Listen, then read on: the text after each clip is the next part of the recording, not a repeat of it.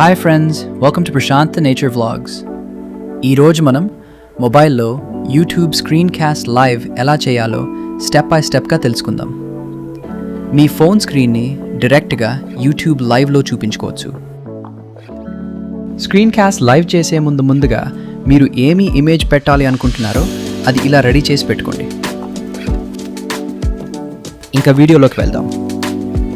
ముందుగా మీ ఫోన్లో YouTube app open చేయండి. తర్వాత మీరు కింద ఉన్న ప్లస్ క్రియేట్ ఆప్షన్ మీద క్లిక్ చేసి గో లైవ్ సెలెక్ట్ చేయండి. తర్వాత ఇప్పుడు లైవ్ ఆప్షన్స్లో స్క్రీన్ కాస్ట్ కనిపిస్తుంది, దాన్ని సెలెక్ట్ చేయండి.